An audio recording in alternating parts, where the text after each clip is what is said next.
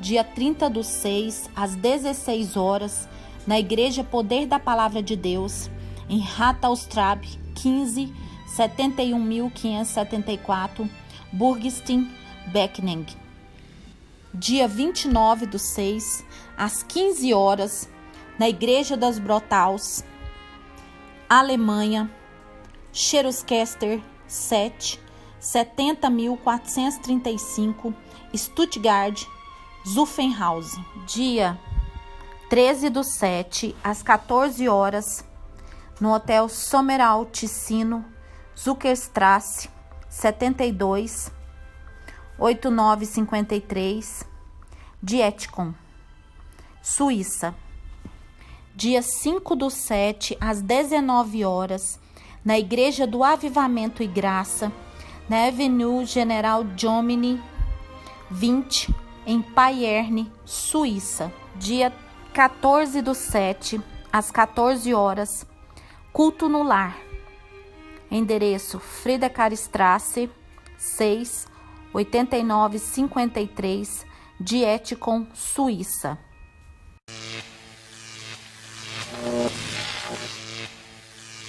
Dê uma salva de palmas para Jesus, igreja. Glória a Deus. Tome o seu assento, fique à vontade. Boa noite para todos, graça e paz, amém? Quem está feliz com Jesus, irmãos? Faz assim. Que bênção. Que bom, irmãos. Então vamos lá, né?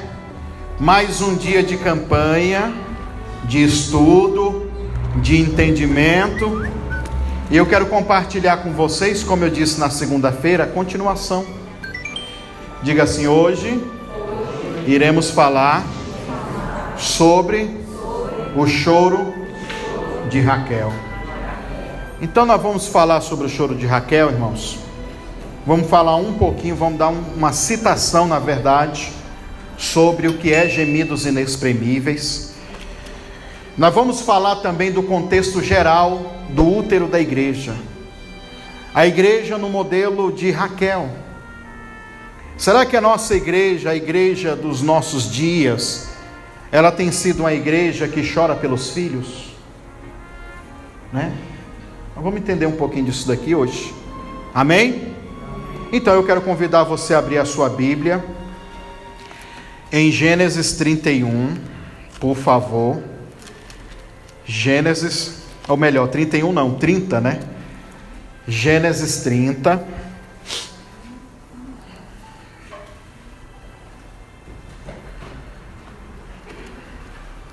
Lembrando que tudo que nós estamos pregando esse mês, já tivemos aí várias ministrações, vários estudos, várias palavras com o tema intercessão com dores de parto, gerando milagres. Então, nós temos que absorver esse entendimento. Por que você tem que entender essa palavra, esse estudo, esse entendimento? Para não fazer como o irmãozinho que comentou hoje lá no meu canal: pastor, mas essa campanha não é mais para mulher, porque dores de parto é falando de mulher. Já pensou? Se nós estamos falando de ventre espiritual, que todos nós temos, né? Por isso que você tem que estar bem informado, estudar a palavra para você absorver esse entendimento. Quem achou Gênesis 30, diga amém. Versículo 1: vendo Raquel que não dava filhos a Jacó, teve Raquel o que, irmãos? Teve Raquel o que? Inveja de sua irmã. E disse a Jacó: dai-me filho, senão morro. Esse é o estado da alma de muitas pessoas hoje. Esse é o estado também espiritual da igreja, que clama por filhos. Dentro de um contexto pessoal, para mim e para você, é uma pessoa que está desesperada pelo milagre, está gerando, mas não consegue gerar. É uma pessoa que está estéril espiritual, estéril financeiramente, estéril na vida amorosa, estéril em todas as áreas da vida. Mas é uma pessoa estéril. Você vai ver que Raquel é diferente de Sara. É diferente de quem, irmãos? Porque Sara, em Gênesis 16:2, Sara, ela se contenta. Ela é estéril, mas se contenta. Ela chega a pronunciar dizendo que Deus impediu ela de ser mãe. Se você vai perceber que toda a força para o cumprimento da profecia que fecundou o ventre espiritual de Abraão, a maioria de toda essa força foi feita pelo Abraão. Foi por ele. Você vê meio que Sara, ela fica passiva mediante a tudo isso. Ela deixa a coisa rolar. Mas Abraão continuamente está buscando a resposta da promessa do filho dele. E tem muitas pessoas assim, irmãos, passivos. Eles não querem buscar, eles não têm desejo de buscar essa bênção ou o cumprimento dessa palavra profética, dessa profecia em suas vidas. E acabam que nunca recebem. Nós vemos até o caso que ela entrou num estado de passividade tão grande que ela mesma diz para Abraão: Abraão, pega Agar e deita-se com ela, porque eu não vou conseguir ter um filho para você. Ela desacredita disso. Então toda a força espiritual para gerar Isaque saiu das entranhas de Abraão, você vai perceber. Só que o quadro de Raquel é diferente. Diga assim: Raquel, ela compete.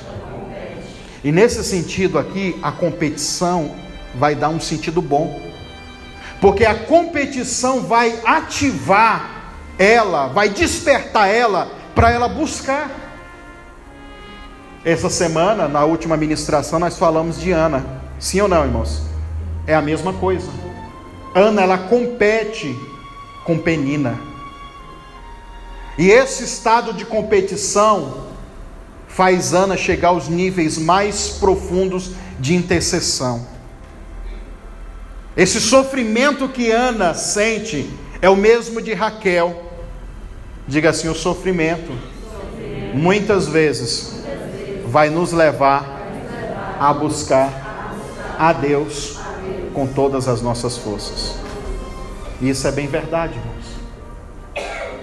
Quem está bom, quem está bem, quem está tranquilo, quem está sossegado, geralmente essa pessoa acha que a vida está boa e ele não vai buscar Deus assim.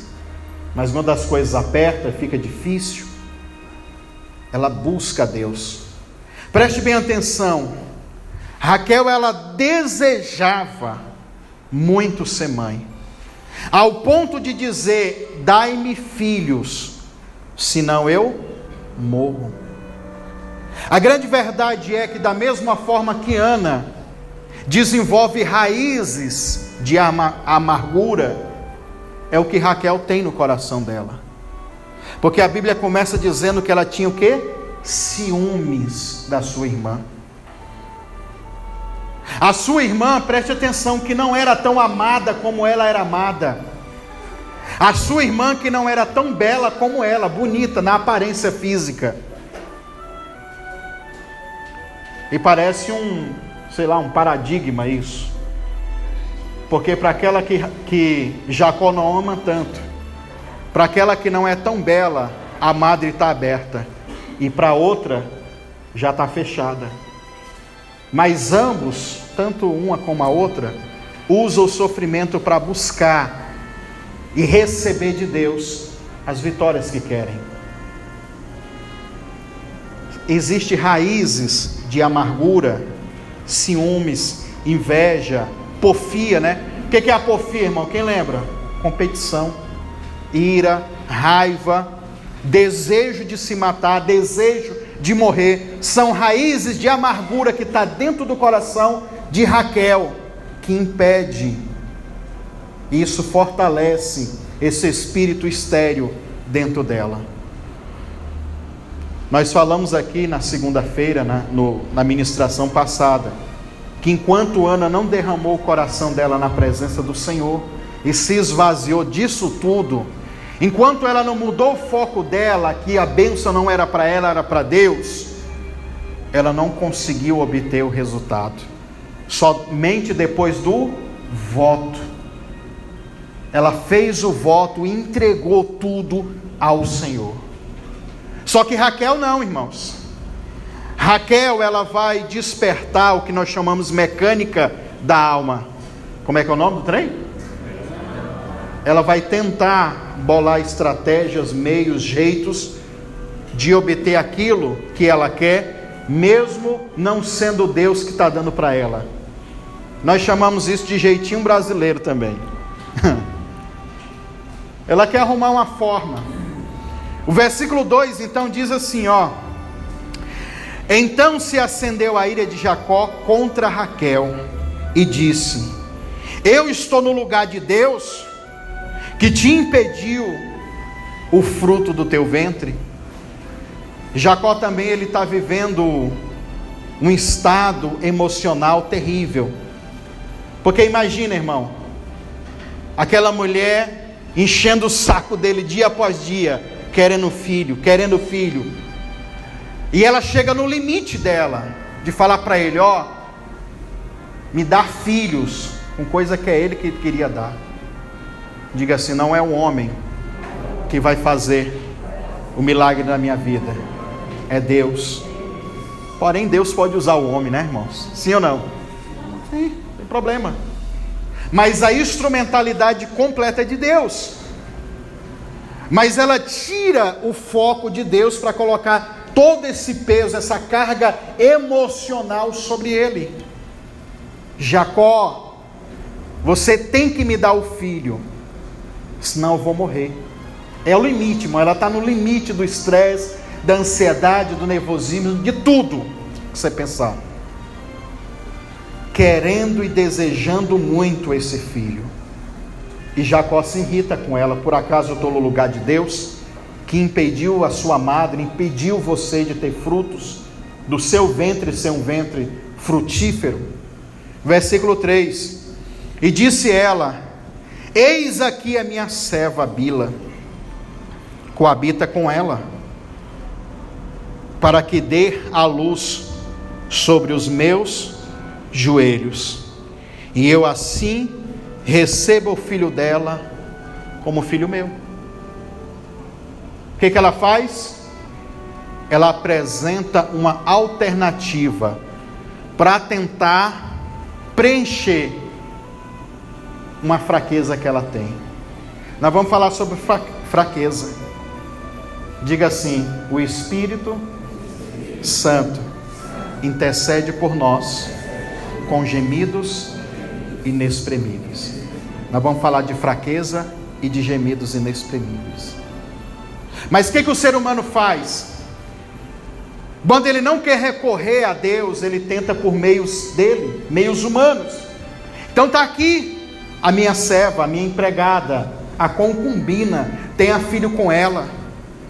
Diga assim: tenha filhos sobre os meus joelhos. Essa expressão, irmão, tenha filhos sobre os meus joelhos, eu quero que você entenda. Tem dois entendimentos simples assim de você entender. Naquela época havia uma tradição, essa primeira tradição, ou a melhor, as duas tradições que eu vou falar para você, elas não são tão confirmadas pelos historiadores, mas há muitas referências sobre isso. E eu vou citar algumas aqui para você. Mas a primeira tradição que havia naquela época era quando uma mulher era estéril, que ela dava a sua serva para o seu esposo ter filho com ela, ela ia servir como parteira, como enfermeira na hora do parto. Então, quando a Bíblia diz que ela vai ter filhos sobre os joelhos dela, é que na hora de trazer a criança, na hora do parto, ela se ajoelhava e puxava a criança. Essa é a primeira, mais simples. Mas a mais verídica, ou a que tem mais pano de fundo de verdade, essa expressão dava-se por causa de um costume. Por causa de quê? Olha aqui o costume, quando a criança estava nascendo, tirava lá, de dentro do ventre da mulher, recém-nascido a criança, dobrava os joelhos dessa criança diante do pai, primeiro do pai, e o pai reconhecia a paternidade daquele menino e tomava posse dele como pai dele, e abençoava aquela criança, e depois fazia o mesmo com a mãe.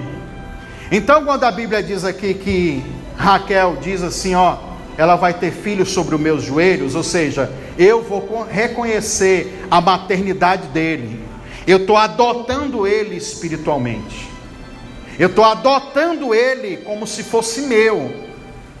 Então é por isso que a Bíblia diz que ela fala essa expressão. Então, a partir daquele momento, o filho não seria de Bila, seria dela, ela ia adotar. É engraçado que a raiz de amargura é tão forte no coração de Raquel, que os 2 primeiros filhos dela revela o nascimento. Você vai ver também que eu vou citar aqui depois 4 exemplos. Todos os filhos de Jacó é uma mensagem, é uma profecia. Eu vou citar depois aqui no finalzinho 4, mas vou citar aqui já 2 aqui para você, tá?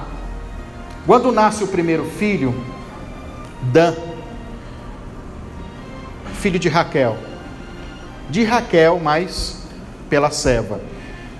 Dan, diga assim, Dan significa julgamento, ou então Deus me fez justiça. Depois que ela apresenta, toma aqui Jacó, a minha empregada, deita-se com ela e tem a filha com ela. Nasce o primeiro, não dela, mas da serva. Deus me fez justiça, ou o nome Dan é julgamento. Deus julgou o meu pedido.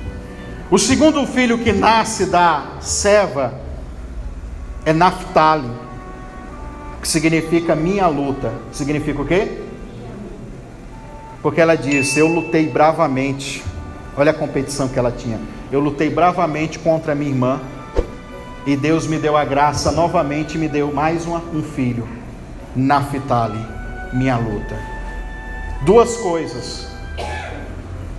Minha luta está indicando que ela tem uma luta dentro dela, uma luta com o próprio eu dela, com as próprias emoções dela. Julgamento, justiça, porque ela acha que Deus fazendo isso, agraciando ela, existe algum tipo de senso de justiça, mas não é isso que acontece. É engraçado e interessante também a gente entender que essa expressão que ela diz, nascido sobre os meus joelhos, para quem está anotando, Gênesis 50, 23, fala que Jacó, ou melhor, José, quando teve os seus filhos, tem essa mesma expressão, que nasceu sobre os joelhos. Nós também temos aqui a passagem de Jó, capítulo 3, versículo 12, a mesma coisa. Faz ela aqui rapidinho. Isso. Só um momento, irmãos, tá?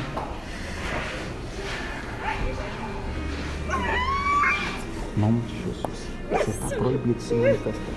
Só vai. Pronto. Aí.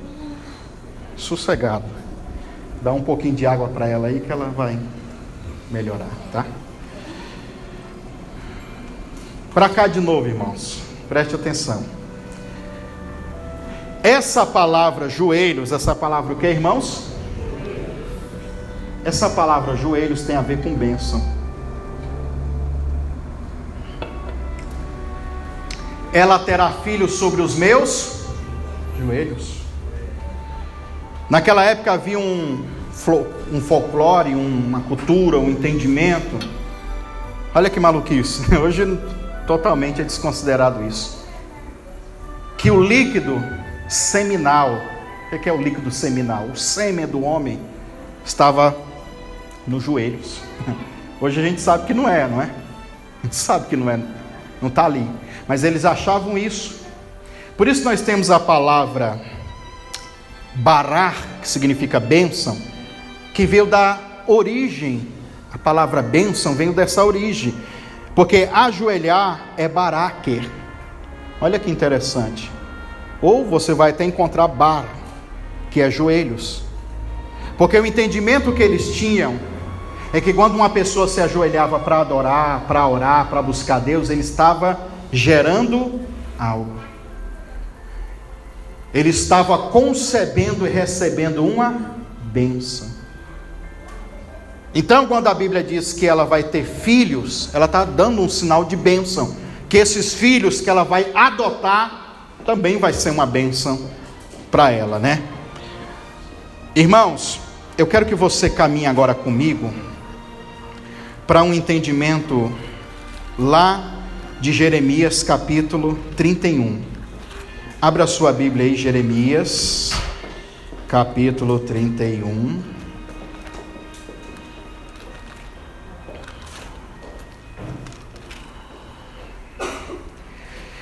Jeremias 31.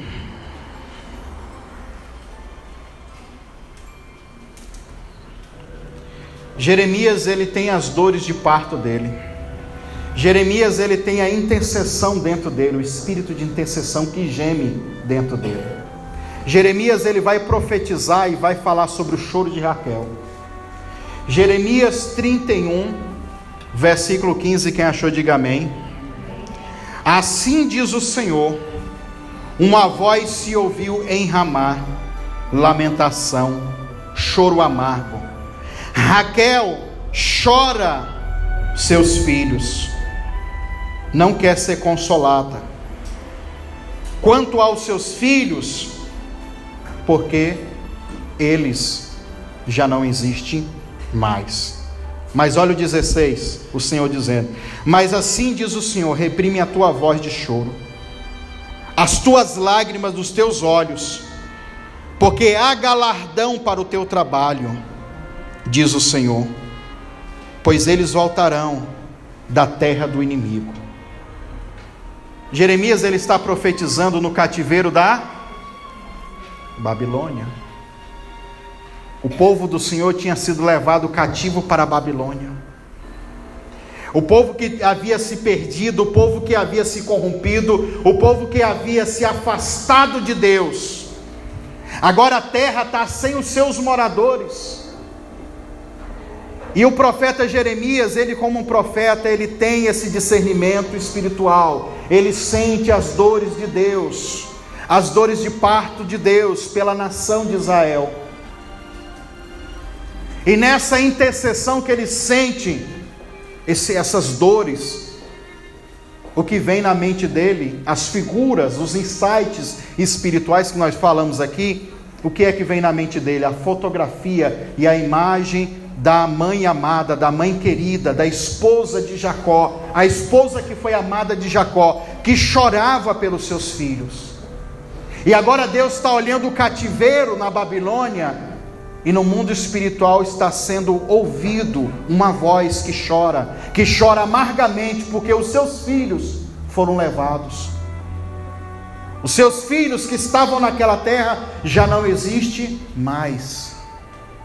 Mas aí depois ele consegue discernir mais atentamente e ouve a voz do Senhor, que diz: enxuga as lágrimas, não se preocupe, porque os teus filhos vão voltar.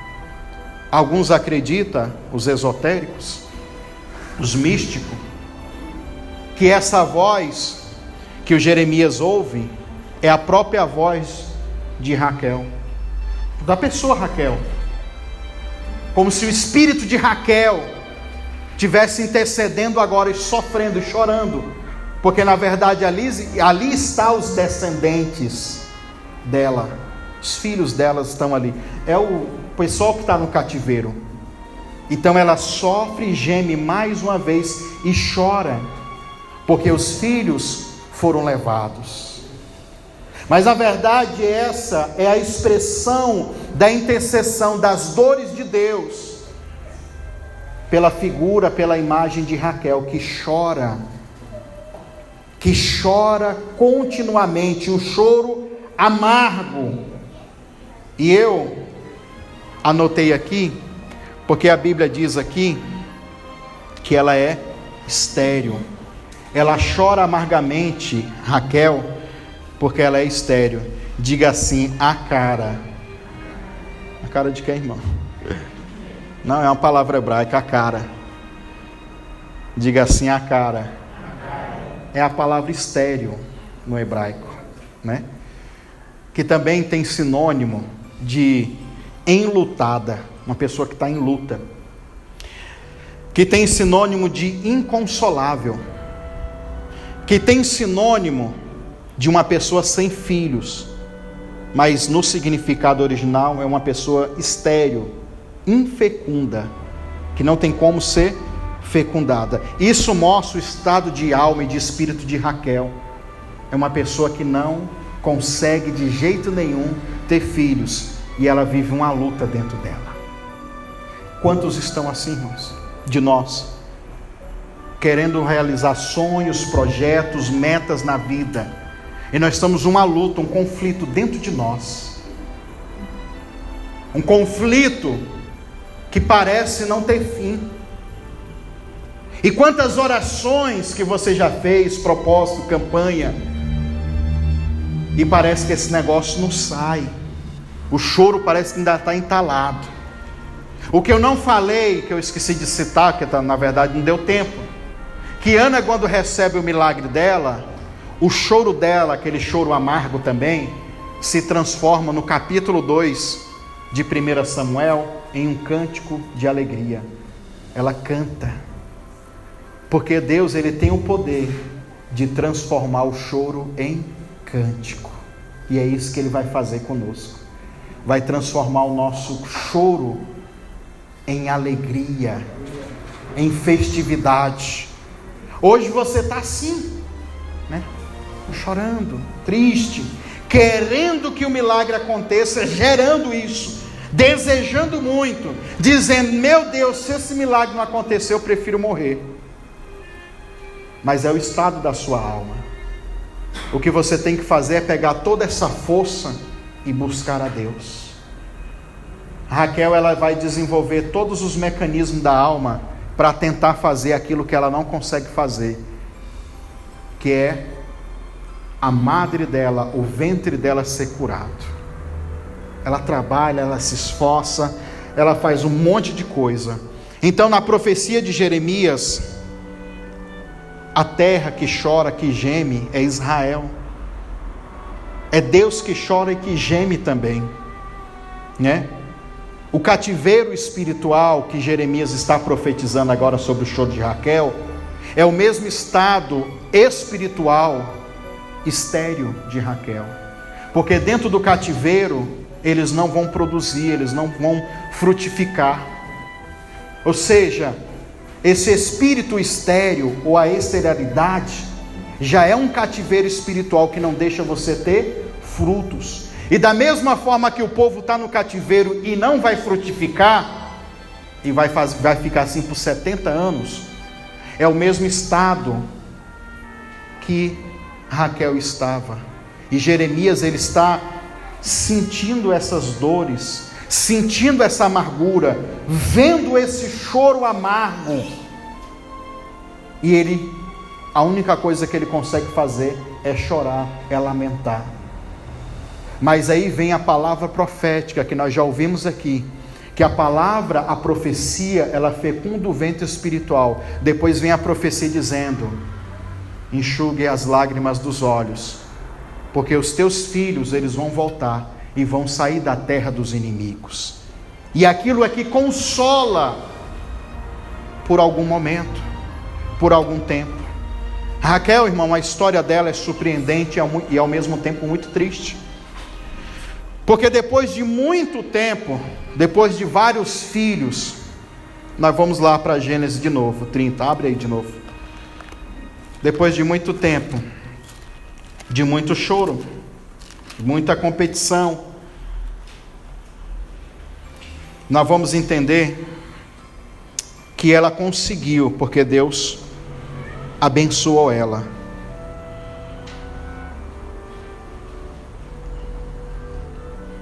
Se nós lermos aqui a sequência, nós vamos ver que Deus, ele deu resposta a ela e ainda fez com que a madre dela fosse aberta. Mas antes disso, houve um negócio aqui que eu quero que vocês entendam também. Mas se nós pegar aqui, por exemplo, do versículo 13, nós vamos ver aqui os filhos de Lia, 14. E foi Rubem nos dias da ceifa do trigo, e achou o quê? Mandrágoras. Diga para o seu irmão, mandrágoras, no campo. E trouxe a Lia, sua mãe. Então disse Raquel a Lia: ora, me dá essas mandrágoras do teu filho. E ela disse: é já pouco as que já haja tomado do meu marido? E tomará também as mandrágoras do meu filho? Ou seja, já é pouco que você toma o meu esposo, que você pega ele? Agora você quer até as mandrágoras do meu filho? Até entanto, havia uma competição muito forte ainda entre elas. Até entanto, havia algo terrível entre elas. Essas raízes de amargura, de competição, estavam muito fortes dentro delas. Mas aí, olha o que acontece. E Raquel, então disse Raquel: por isso se deitará contigo essa noite, pelas mandrágoras do teu filho. Vindo, pois, Jacó à tarde, 16, do campo, saiu Lia ao seu encontro e disse: a mim possuirás esta noite, porque certamente fiz o quê? Te aluguei com as mandrágoras do meu filho. E deitou-se com ela à noite. E ouviu Deus a Lia, e concebeu e deu à luz ao 5º filho, a Jacó. Então disse Lia: Deus me tem dado um galardão, que vai ser o nome do filho, né? Pois tem dado a tua serva o meu marido. E chamou Isacar, que significa galardão, recompensa, né? Lia concebeu outra vez e deu Jacó ao 6º filho. E disse Lia: Deus me deu uma boa dádiva, desta vez morará o meu marido comigo, porque lhe tenho dado 6 filhos, e chamou Zebulon. Depois teve uma filha e chamou o nome dela de Diná. Olha o versículo 22. Agora, depois que tudo passou, primeiro filho de Raquel vai ser agora. E lembrou-se Deus de quem? De Raquel. E Deus ouviu Raquel e abriu a sua madre. Por quê? Diga assim: por quê? Acabou a competição. As mandrágoras era uma planta que, já adianto para você de antemão, foi colhida em Pentecoste. Aonde? No tempo da colheita, na época da festa das cabanas. Rubem, que foi o filho que pegou, Rubem é filho de Lia, da esposa menos amada de Jacó. É o filho primogênito que vai pegar o quê? As primícias. Ele vai lá e acha essas mandrágoras, que é uma espécie de planta que é afrodisíaca. Em Cantares de Salomão, dizem que elas têm um perfume muito bom. Olha a ideia dela então, de oferecer. Na verdade, Raquel chega para ela e pede essas mandrágoras, e ela é esperta. Ela diz: eu dou para você as mandrágoras do meu filho, porque você já tem o amor do meu esposo já é teu.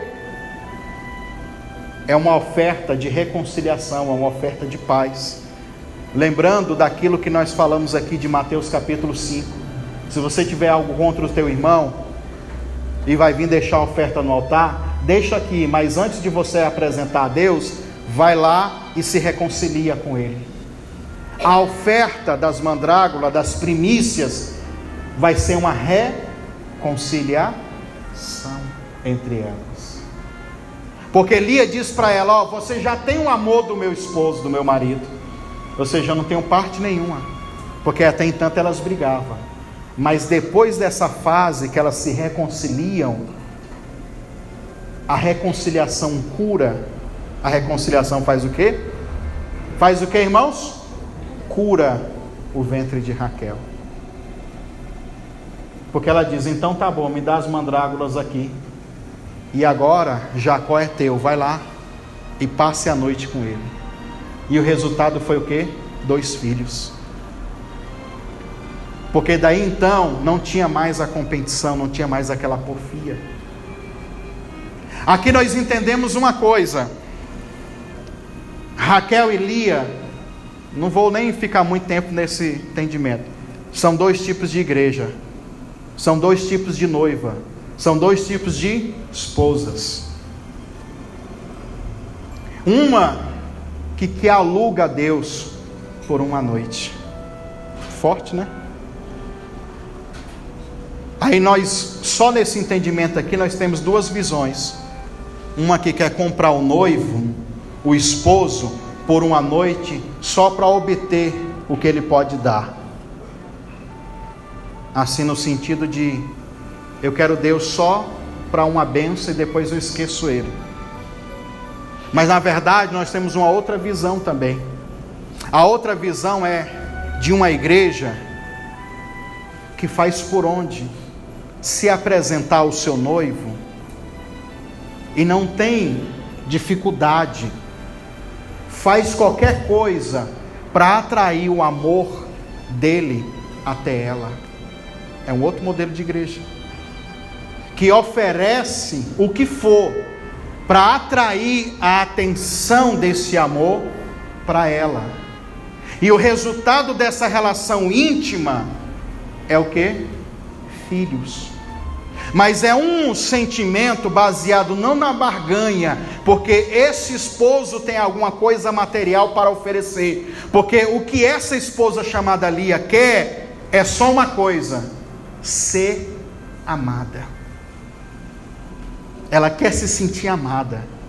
E para isso o que ela faz? Ela entrega, ela oferece a primícia do seu filho. Ela dá, porque ela não quer barganhar.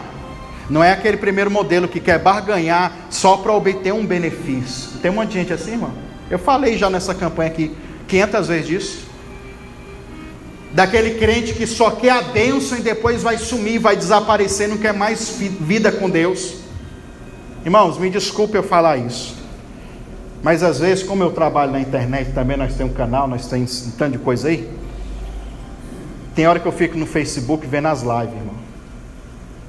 As lives do Facebook, das profecias, das revelações, que eu já falei também uma vez lá no canal. É um monte de gente desesperada. Até aí não tem problema.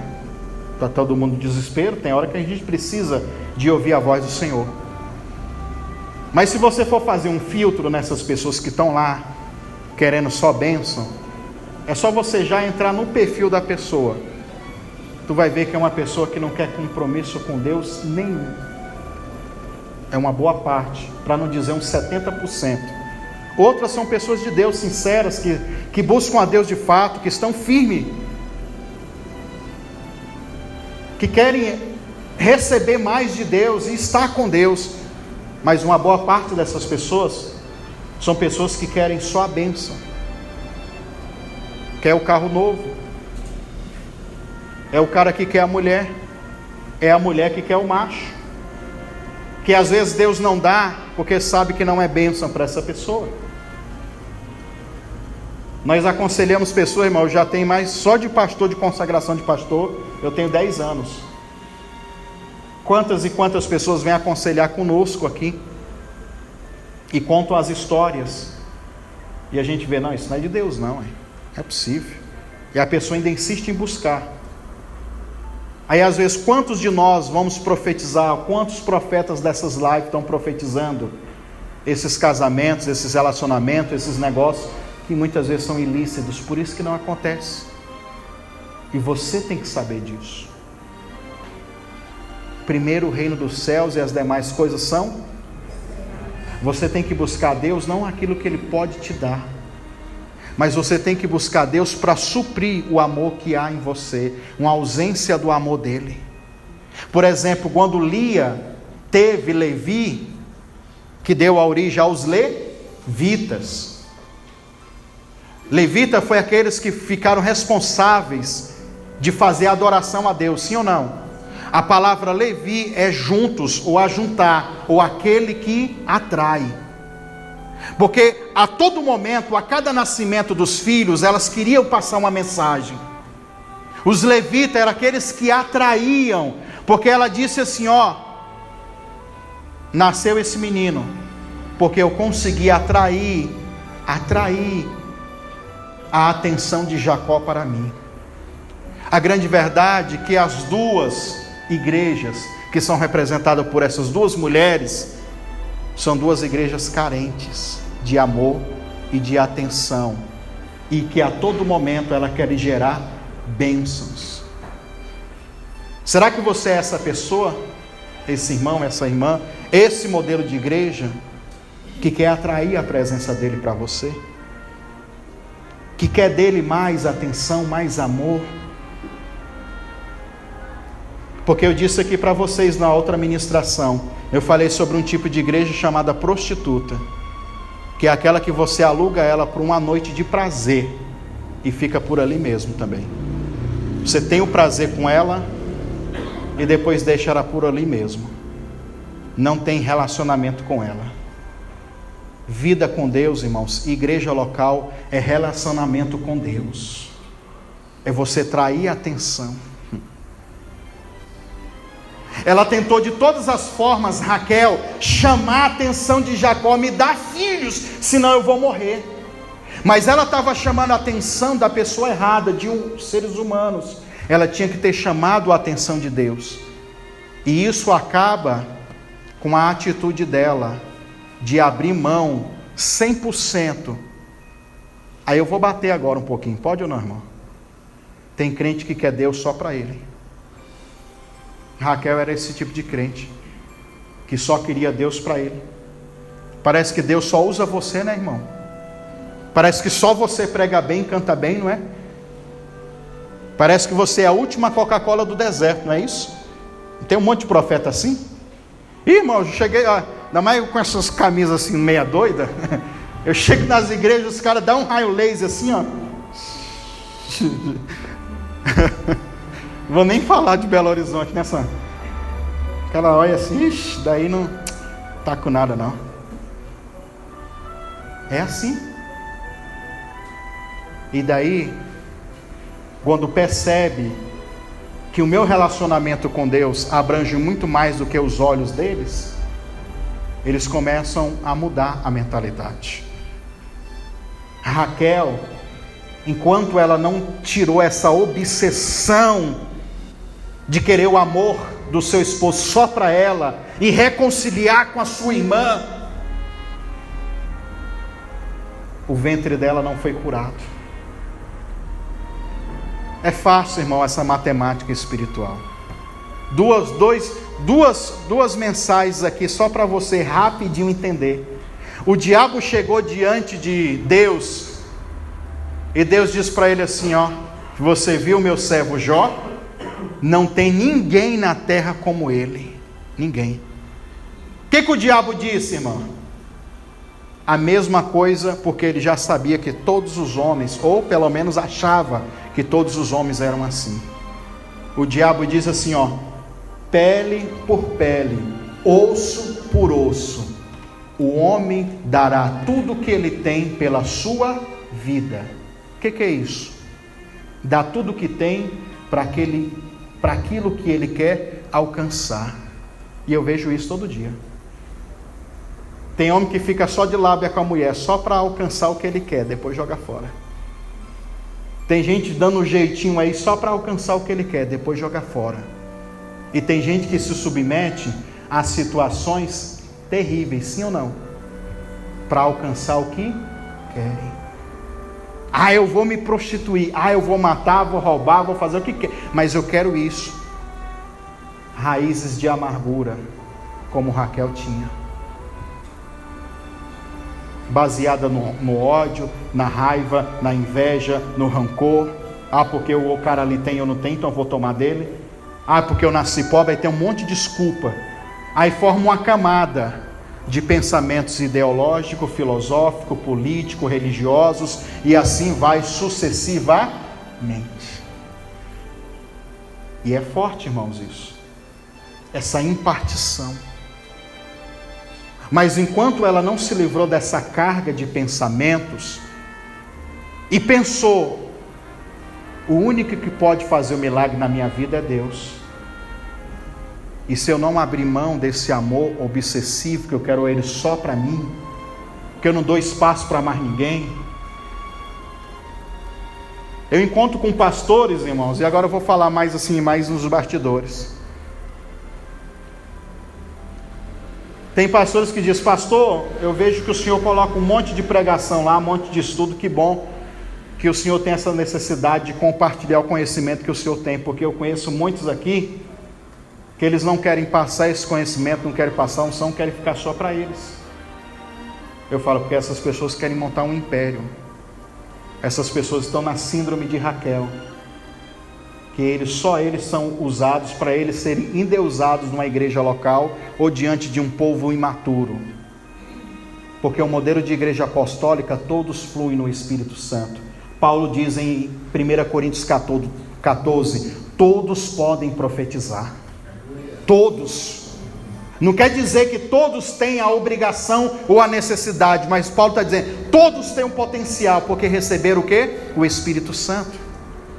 Você recebe o potencial, se você quer desenvolver isso, já é um problema teu. A igreja católica, ela fez isso aos séculos passados. Não deixava a Bíblia ser traduzida para ninguém conhecer a verdade da Bíblia. E aí eles falavam o que eles quisessem. Na igreja evangélica ainda existe a mesma coisa. Tem assuntos que são proibidos, que não tem base bíblica, e eles querem ainda fundamentar isso como uma verdade absoluta, que se você fugir dessa coisa... Então às vezes o meu ministério choca com essas pessoas, porque nós tentamos abrir os olhos da pessoa. Eu já disse para vocês aqui da igreja, por que nós ceamos todos os dias? Por que nós damos a ceia para qualquer pessoa que discerniu no Espírito que tem que cear? Por que criaram um monte de teologia em torno da ceia, do batismo, um monte de coisa? Eu estava vendo um exemplo de um irmão, numa pessoa que vem me procurar, pastor, tem uma irmã, estava contando para nós lá em Minas Gerais. Ela quer se batizar nas águas e ela está com câncer terminal. Só que é uma pessoa muito alegre, ela aceitou e sabe que vai morar no céu. Só que o sonho dela, antes de morrer, era se batizar nas águas. Porém, o pastor disse dela, por ela não ter sido casada 20 anos na igreja, não foi casada, então nunca foi batizada. Agora está com câncer terminal e está já desenganada e quer se batizar antes disso acontecer. Conseguiu com muita dificuldade, agora talvez por causa da enfermidade, casar com um homem no civil, que é outra história que nós temos que contar. Aí o que acontece? O pastor disse, não, ela tem que passar num curso 3 meses. Fala, 3 meses a mulher já foi para o céu. Para ela se preparar para batizar nas águas. Vá, meu Deus do céu. Então você percebe que esse modelo de igreja, ele tem cada dia mais ferido pessoas. Raquel chora, um choro amargo, um choro triste, porque ela quer ter filhos. Lia tem filhos, mas ela quer o amor do esposo. Olha que contradição. Uma tem o amor e não tem filhos. A outra tem filhos, mas não tem um amor. É uma igreja, irmãos, que tem muitas bênçãos, que é rica, que é próspera, mas que não tem o mesmo trato, o mesmo carinho, as afeições, o amor que Deus. Porque é uma igreja às vezes política. É uma igreja onde a verdade ficou relativa. Não, peraí, vamos ver se... Opa, é meia verdade. Só que dentro do espírito dos membros dessa igreja, a única coisa que ela quer é atrair a atenção do amado, mas não sabe como. A outra é muito amada. É uma igreja que dá muito lugar, que experimenta a intimidade com Deus, mas não consegue frutificar. E eu tenho que falar isso para vocês. Quantas pessoas vocês já ganharam para Jesus ao longo da sua vida com Deus? Você vai passar 30 anos na igreja, irmão, e não vai ganhar ninguém para Jesus, porque ganhar alguém para Jesus é gerar um filho, sim ou não? Todo ser humano sabe, irmão, e principalmente os irmãos aqui, com todo respeito, as cãs, o que é cãs, pastor? Cabelos brancos. Com todo respeito, eles sabem que quando nasce um filho, você é o solteirão, sou solteirão, pá. Quando nasce o filho, automaticamente vem um negócio chamado responsabilidade. E todo crente, tem muito crente assim, irmão, ele fica aqui enchendo o saco de pastor, de obreiro, de irmão, de irmã. Porque você não dá atenção para mim, porque eu tento falar, porque isso, aquilo, outro. Talvez o pastor, o líder, as pessoas estão muito ocupadas, cuidando de outras pessoas. Mas como ele não cuida de ninguém, ele traz o problema. Raquel não tem ninguém para dar carinho, para dar amor, então ela enche o saco de Jacó. É a realidade de muitos crentes. Porque eu vou te falar, irmão, no dia que você aprender como nós, que tem que pagar preço, tem que jejuar por outras vidas, vidas essas que às vezes te humilha, vidas essas que às vezes fala coisas pesadas para você, que te magoa, mas mesmo assim você fala, não, é meu filho no Espírito, então eu vou pagar o preço, eu vou aconselhar, eu vou ter paciência, eu vou contar 1, 2, 3, 4, 10 carneirinhos para não falar nada, ou até 1000 carneirinhos.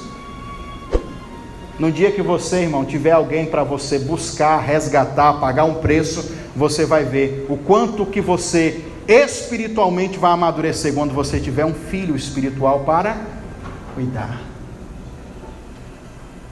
O choro de Raquel é o choro da igreja hoje, que quer filhos a todo custo, e ela diz, eu quero, senão eu morro.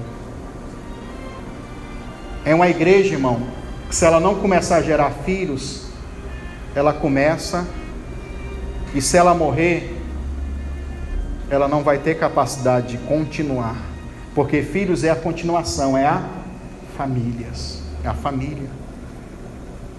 Só que é uma igreja que quer filhos e está dizendo, eu quero filhos senão eu morro, mas tem que ser curada o ventre espiritual, através da reconciliação, da mudança do pensamento e de muitas outras coisas. Os gemidos inexprimíveis, eu vou passar aqui, vou pular algumas coisas aqui.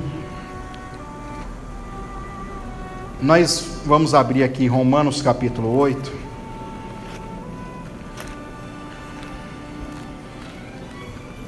Romanos capítulo 8. Nós vamos ver a ação do Espírito Santo.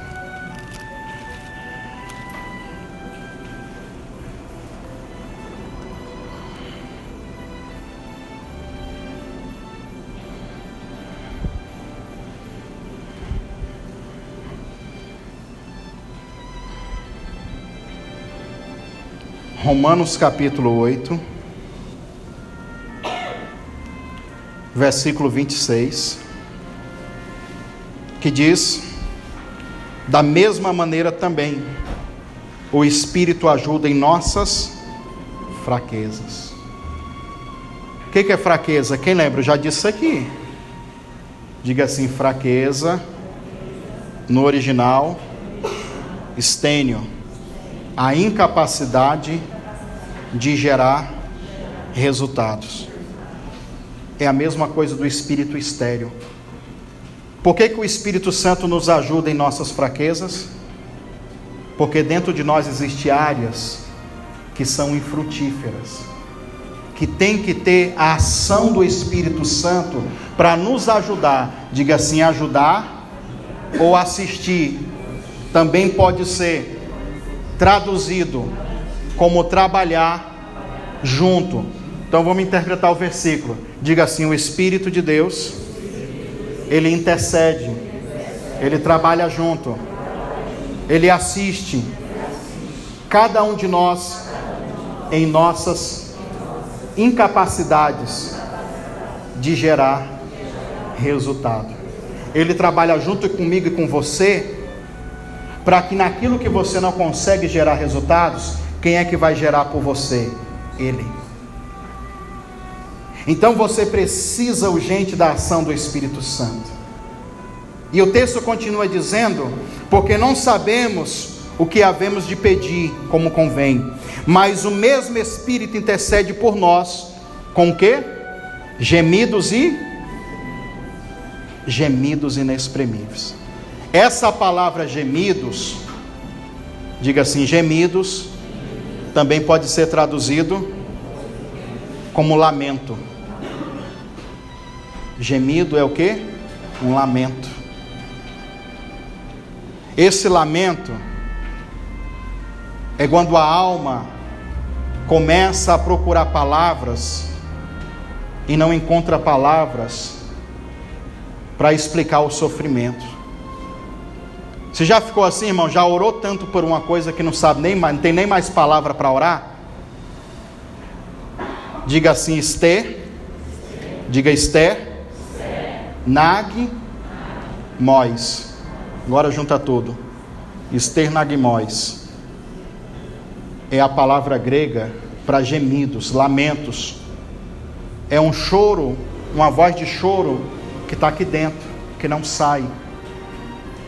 Aí a Bíblia diz que são inexprimíveis. Diga assim, Alé, ou melhor, Alá, Lé, Tois. Diga agora tudo junto. Rapaz, o pessoal tá... Essa é a palavra grega para inexprimíveis, que também pode ser traduzido como inexplicáveis, ou a tradução que eu mais gosto, diga assim, profundo demais para ser expressado com palavras. Um gemido, um lamento profundo demais, que não pode ser traduzido por palavras. Essa mesma palavra é encontrada em Atos capítulo 7. Observa aí para você ver, que também vai fazer a referência do povo do Egito. Atos capítulo 7, versículo 34, diz assim, o próprio Deus dizendo: tenho visto atentamente a aflição do meu povo, que está no Egito. Quando o povo estava no Egito, preso, naquele cativeiro, o próprio Deus está falando: tenho visto atentamente a aflição do meu povo que está no Egito, e ouvido os seus gemidos. O que é gemidos?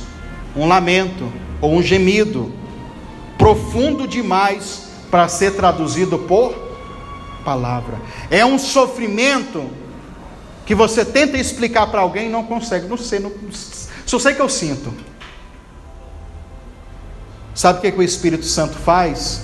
Ele interpreta isso com palavras. Ele intercede por nós com gemidos inexprimíveis, né? Vamos voltar lá em Romanos 8. Ele intercede por nós com gemidos inexprimíveis. Então preste atenção. O choro de Raquel, o choro amargo, o choro triste de querer ter filho.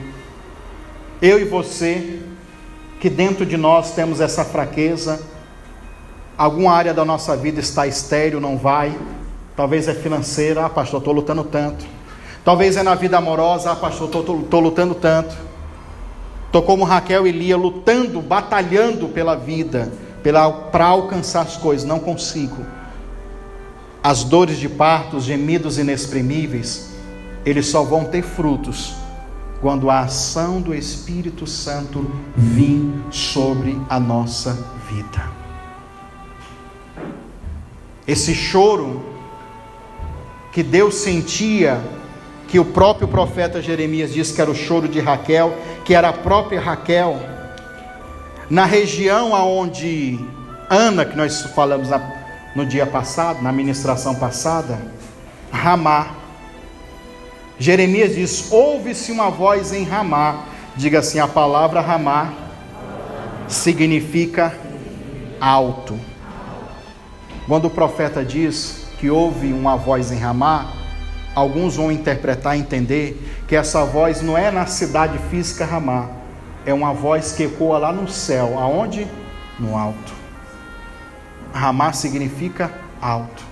Era como se fosse a voz do céu, uma voz que ecoava do céu, que Jeremias está trazendo para a terra e dizendo: é como o lamento, é como o choro, é a própria Raquel chorando pelos seus filhos que foram levados para o cativeiro, os filhos dela que já não existem mais. Olha o nível de dores de parto, olha o nível de intercessão, de amargura. As mandrágoras, como eu disse, era uma planta afrodisíaca, que era justamente para atrair a atenção de Jacó. O cheiro dela era para exalar um climinha, né? Aquele climinha bom, aromático, para que naquela intimidade ela conseguisse ficar com o esposo e ter um filho com ela. Você sabe que dentro de uma linguagem de adoração e de oração, a nossa adoração, o nosso louvor ou as nossas orações, ela exala um aroma de adoração. Olha aqui, ó, o próprio Paulo dizendo que as ofertas dos filipenses no capítulo 4, Filipenses capítulo 4, ele diz isso baseado em Gênesis capítulo 8, no altar de Noé. Depois você lê lá, que Noé, quando ele seleciona animal por animal e faz um altar e sacrifica para o Senhor, você vai encontrar a expressão aroma de adoração. Esse aroma, esse perfume que exala, que prepara o ambiente para uma intimidade que vai resultar em quê? Em filhos. Sabe qual é o problema das pessoas que não conseguem receber milagres? É o mesmo problema de muitos esposos. Não tem as preliminares para o negócio fluir bem? Sim ou não, irmão? O seu problema é esse. Você quer chegar aqui e não quer entregar nada para Ele, e não quer oferecer nada para Ele. Você não gera um ambiente agradável para o Espírito Santo fecundar você. Você vai cantar, você vai orar e você fica com cara de pastel aqui, ó. Ah, mas eu tenho a minha fé, a minha religião, meu entendimento. Então fica com a sua fé, com a sua religião, com o seu entendimento. Mas fica sem fruto. Mas fica sem ser fecundado ou fecundada. Ah, mas eu tenho vergonha, eu tenho, sei lá. Rompe com isso. Porque você precisa de um milagre, ou não? Ela preparou tudo, pegou as mandrágoras, vendeu, trocou, fazia de tudo, irmão. Raquel usou aquelas mandrágoras que Lia tinha pegado dela e utilizou para preparar o ambiente. Então o louvor, a adoração, ela prepara esse ambiente que proporciona o milagre. E eu já disse aqui milhares de vezes que a adoração faz o milagre acontecer. A cananeia, ela foi assim. Enquanto ela não adorou, o milagre não aconteceu. Nós lemos em Mateus capítulo 8, que o leproso primeiro adorou ao Senhor, para depois ser curado. A adoração, esse clima agradável que você gera, ela pode resultar em milagres, em bênçãos, em resultados. Então, pastor, o que eu tenho que fazer? Eu tenho que mudar a minha forma de cultuar o Senhor. Eu tenho que mudar urgentemente a forma que eu busco a Deus. Porque não vem, irmão, com essa desculpa fiada, porque da minha forma é assim, assim, assim, assim, assim. Não, não é da sua forma, é como está escrito. A Bíblia já é uma bússola para você ser guiado por ela, já é também uma receita para que você faça tudo certinho, para que o mesmo que aconteceu com essas pessoas, aconteça com você. Ah, não, mas eu aprendi do meu jeito. Não tem problema. Eu falo isso assim, para depois você não vir questionar e perguntar: por que eu não estou recebendo bênção, pastor? Você está adorando, você está buscando, você está sacrificando. Paulo, como eu estava dizendo, Paulo ele diz, as ofertas é um cheiro de suavidade, que Deus recebe como um cheiro de adoração. Outra passagem para a gente finalizar.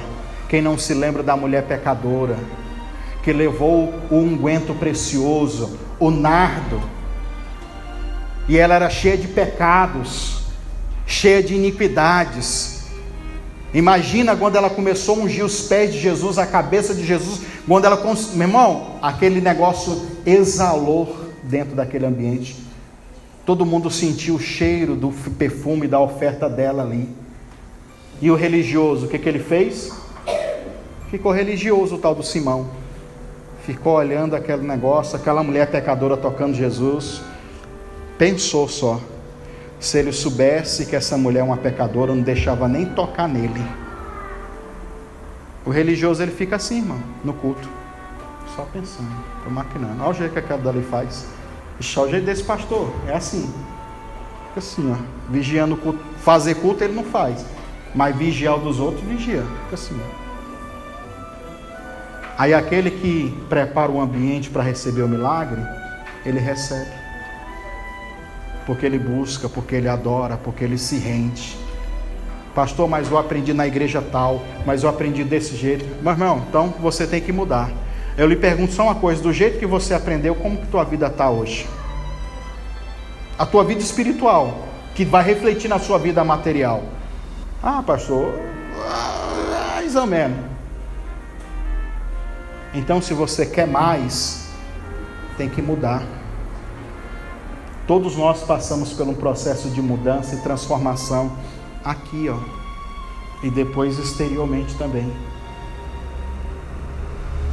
O choro de Raquel representa a pessoa que quer buscar e que também está fazendo por onde, que quer com tudo que aquele milagre aconteça. No final, depois das mandrágoras, depois da reconciliação, a Bíblia diz, e Deus se lembrou de Raquel. Deus vai se lembrar de você, meu irmão. Deus vai se lembrar do seu choro, das suas lágrimas, da sua adoração. Ele tem visto, ele tem contemplado.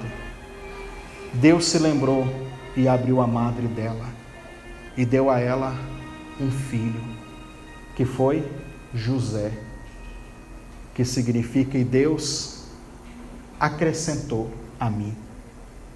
Porque ela já tinha. Também é uma mensagem profética, que viria outro, que era o Benjamim. Foi o filho da morte dela. É engraçado que hoje o túmulo de Raquel, ele é muito visitado por todas as pessoas que têm a fé judaica e cristã. Porque o túmulo de Raquel, a história é triste agora por causa disso. Porque ela foi enterrada na beira do caminho, ela foi enterrada sozinha. Foi um enterro que ela ficou solitária. Tem muita gente que vai lá para o túmulo de Raquel para orar, porque lembra da lamentação de Raquel, o choro desesperado pelos filhos.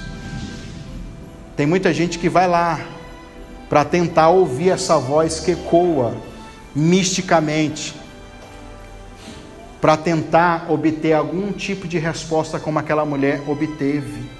Tem muita gente que faz isso. Ela foi enterrada sozinha no meio do caminho.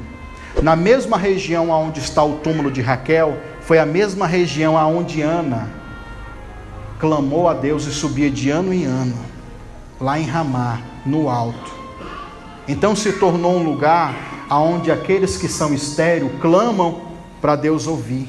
Deus ouviu Ana, Deus ouviu Raquel, numa região geográfica bem próxima uma da outra. Então ali é como se fosse um portal espiritual, aonde as pessoas têm clamado e recebido. Mas a Bíblia diz assim, Jesus falando para a mulher samaritana, aonde vocês adoram? Não, é só em Jerusalém que adoramos, é nos montes.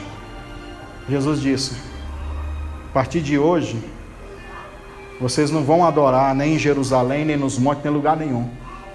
Eu estou em busca daqueles verdadeiros adoradores que adoram em espírito e em... Porque no campo do espírito é em todo lugar. Em todo lugar onde você adorar, é onde Ele vai vir sobre você. E eu tenho certeza que Deus Ele vai responder o nosso choro amargo, reprimido, de muita busca.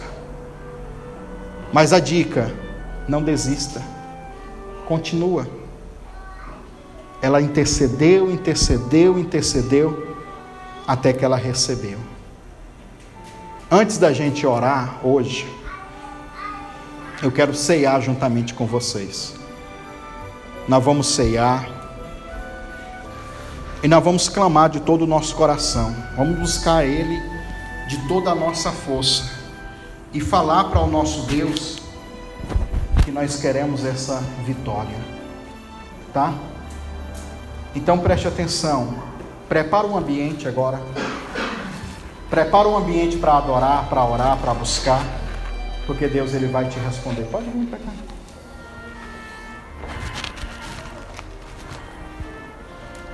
Coloque-se de pé.